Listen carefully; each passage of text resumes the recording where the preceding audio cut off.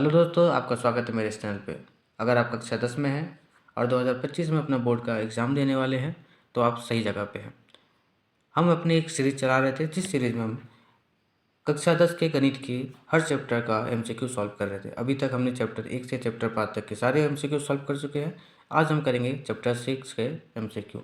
हम यहाँ पे क्वेश्चन के साथ बेसिक कॉन्सेप्ट को भी समझते हैं, जो कि ना हमें सिर्फ एमसीक्यू सॉल्व करने में मदद करेगी बल्कि बाकी क्वेश्चन को भी सॉल्व करने में मदद करेगी। पहला क्वेश्चन है, निम्न में से कौन सी आकृति समरूप नहीं है। ठीक है, तो पहले हम समझेंगे कि समरूप होता क्या है। तो वे आकृति जिनका आकार समान हो किंतु विस्तार या माप अलग हो, यानी कि अगर कोई दो आकृति एक जैसा दिख रहा है, हो सकता है एक छोटा हो एक बड़ा हो, लेकिन उसका आकार जो हो वो एक जैसा हो, उसका शेप हो वो एक जैसा हो।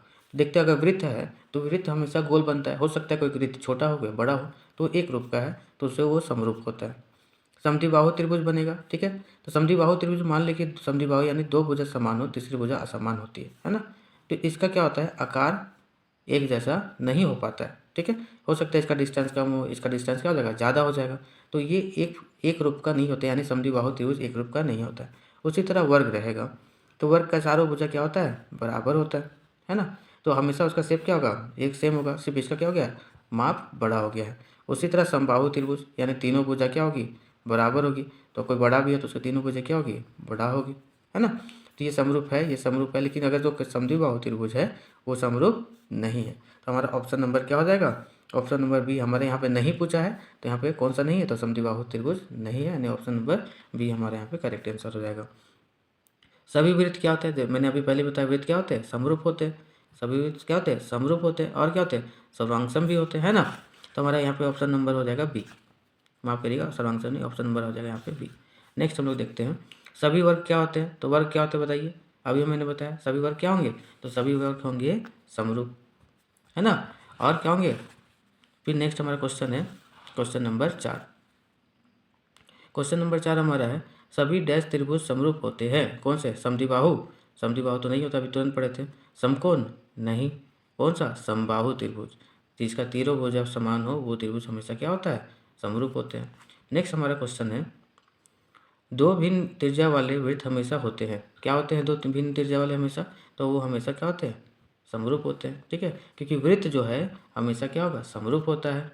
हमारा अगला प्रश्न है, सभी समबाहु त्रिभुज क्या होते हैं। तो अगर समबाहु त्रिभुज है तो क्या होगा, सभी समबाहु त्रिभुज क्या होते हैं, समरूप होते हैं, है ना। बोल रहा है सभी सर्वांगसम आकृतियाँ होती है। सर्वांगसम आकृतियाँ क्या होती है, तो सभी सर्वांगसम आकृतियाँ समरूप होती है। एक बात याद रखिएगा, जितना भी सर्वांगसम है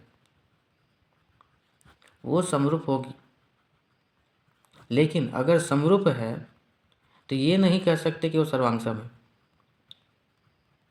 ठीक है, समरूप है तो सर्वांगसम हमेशा होगा ऐसा नहीं, हो भी सकता है लेकिन ऐसा नहीं कि होगा ही होगा, लेकिन अगर सर्वांगसम है तो वो समरूप होगा।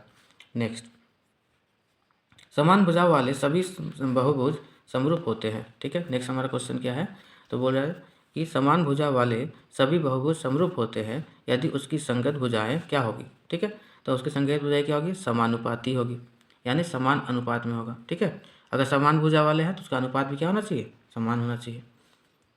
भुजाओं की समान संख्या वाले बहुभुज समरूप होते हैं।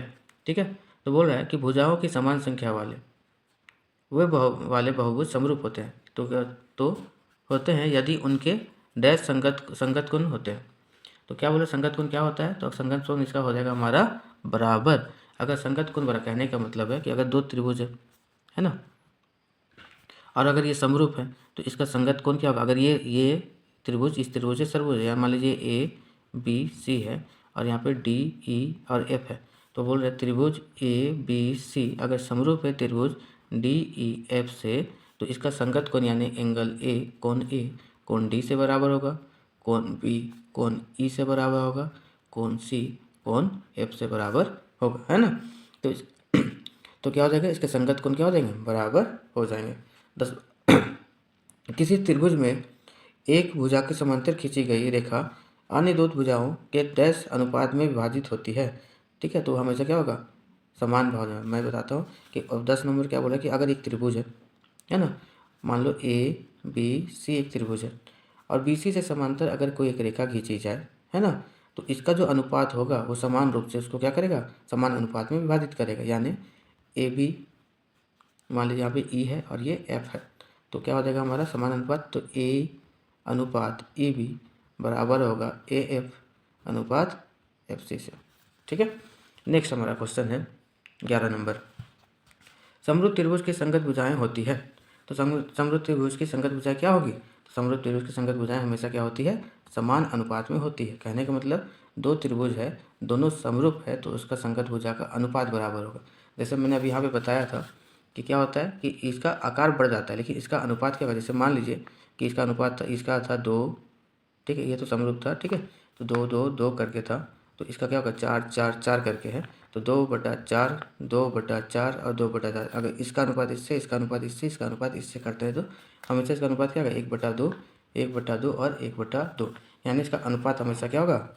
माफ़ कीजिएगा दोस्तों, टेक्निकल ग्लिच हो गया था और वीडियो अपने आप कब पॉज हो गया पता ही नहीं चला।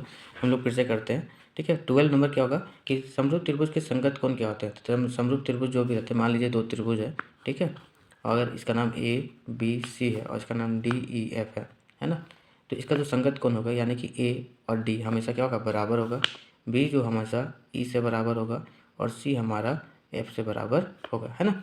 तो हमारा क्या हो जाएगा कि ये बराबर होगा। निम्न में से कौन सा समरूपता कसौटी नहीं है, तो हम जानते हैं कि एंगल एंगल एंगल हमारा समरूपता कसौटी होती है, और साइड एंगल साइड भी होता है, और साइड साइड साइड भी होता है। जो नहीं होता है वो हमारा ऑप्शन नंबर डी है। दो समकोणीय त्रिभुज के उनकी संगत भुजाओं का अनुपात सदैव समान रहता है। इस बात को किसने कहा था, तो इस बात को थेल्स ने कहा था। यदि दो त्रिभुज के संगत कोण बराबर हो तो ये त्रिभुज समरूप होते हैं। इस कसौटी को किस नाम से जाना जाता है, तो अगर कोण सारे कोण बराबर हैं तो क्या होगा, तो कोण कोण कोण यानी एंगल एंगल एंगल होगा। हमारा अगला प्रश्न है, यदि आकृति में डी पैरेलल है बी से, डी क्या है पैरेलल है बी सी से, तो अगर हम जानते हैं कि किसी त्रिभुज में अगर किसी एक भुजा से कोई पैरेलल लाइन होता है तो उसको समान अनुपात में भागा करता है यानी बांटता है, ठीक है ना।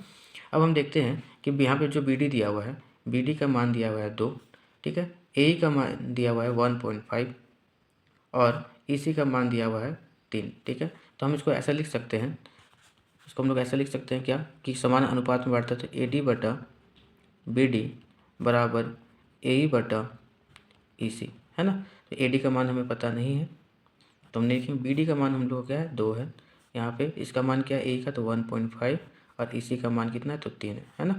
तो क्या होगा कि 2 इधर भागा में इधर जाके गुना हो जाएगा, तो हम देखेंगे ए डी बराबर क्या हो जाएगा कि 1.5 गुना 2, तो क्या होगा 3/3। इससे काट देंगे तो हमारा आंसर 1 आ जाएगा, यानी ऑप्शन नंबर डी हमारा करेक्ट हो जाएगा। नेक्स्ट हमारा है उसी प्रकार से अनुपात में दिया हुआ है, हमें डी ई का मान निकालना है ना।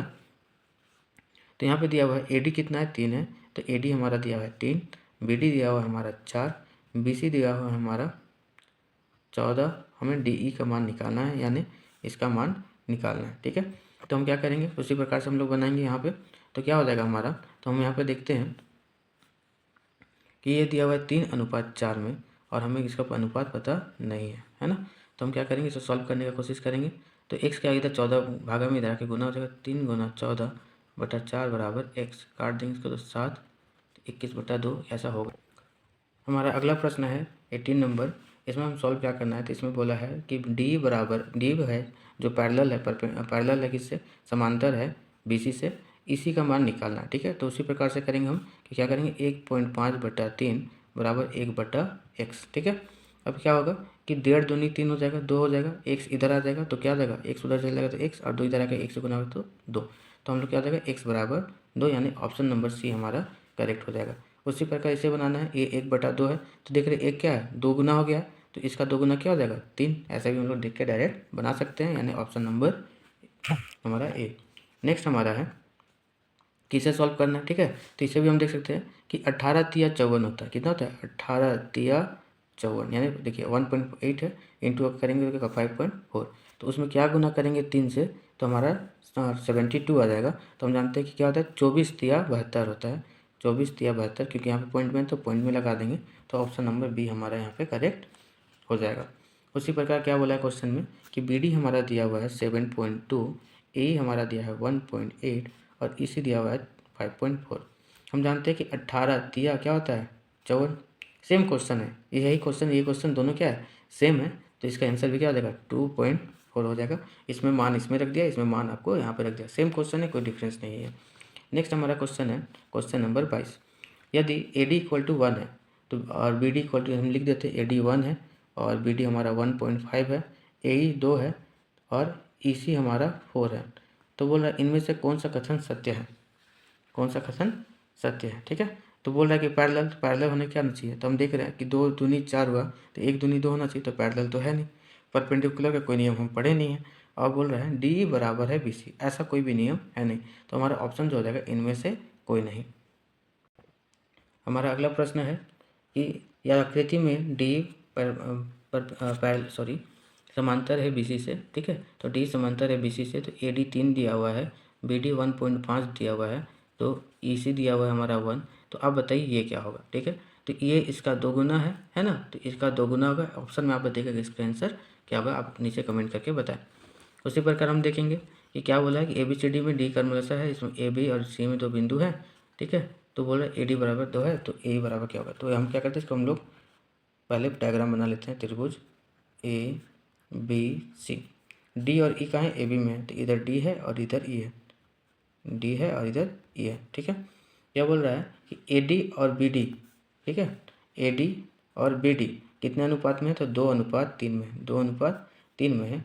ए ई 1.6 है, ए ई कितना है 1.6 है, तो ई सी का मान क्या होगा। ठीक है, तो ये 2:3 में है, तो ये भी कितने होना चाहिए, 2:3 में होना चाहिए। ठीक है, तो 2:3 में करने के लिए अगर 1.6 है और हमको इसको क्या करना है, नीचे नहीं पता है तो एक्स लिख लेते हैं, इसको हमको करना है 2:3 में, है ना।